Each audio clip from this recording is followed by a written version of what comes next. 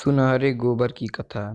एक बार की बात है, किसी शहर में एक बड़े से पेड़ पर एक पक्षी रहता था जिसका नाम था सिंधु। सबसे चौंकाने वाली बात यह थी कि उस पक्षी का मल सोने में बदल जाता था। यह बात किसी को भी नहीं पता थी।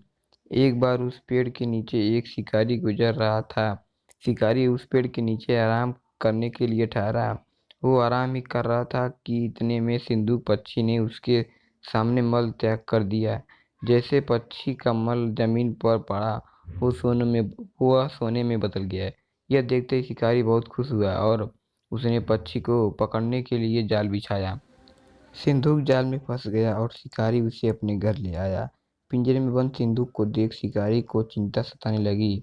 अगर राजा को इस बारे में पता चला तो वो सिर्फ सिंधुक को दरबार में पेश करने को कहेंगे, बल्कि मुझे भी सजा देंगे। यह सोचकर डर के मारे शिकारी ने खुद ही सिंधुक को राज दरबार में पेश कर दिया। राजा को सारी बात बताई। राजा ने आदेश दिया कि सिंधुक को सावधानी से रखा जाए, उसे अच्छे से खाना खिलाया जाए। ये सब सुनने के बाद मंत्री ने राजा को कहा, आप इस बेवकूफ़ शिकारी की बात पर भरोसा मत कीजिए। कभी ऐसा होता है क्या कि कोई पक्षी सोने का मल त्याग करे? इसलिए अच्छा होगा कि इसे आज़ाद करने का आदेश दें। मंत्री की बात सुनकर राजा ने चिड़िया को आज़ाद करने का आदेश दिया। सिंधुक उड़ते उड़ते राजा के दरवाजे पर सोने का मल त्याग करके गया। यह देखते ही राजा ने मंत्रियों को उसे पकड़ने का आदेश दिया। सिंधुक उड़ते उड़ते राजा के दरवाजे पर सोने का मल त्याग करके गया। यह देखते ही राजा ने मंत्रियों को उसे पकड़ने का आदेश दिया, लेकिन तब तक वो पक्षी उड़ चुका था।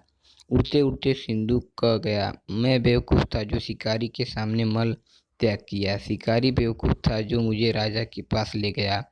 राजा बेवकूफ़ था जो मंत्री की बात में आ गया। सभी बेवकूफ़ एक ही जगह हैं।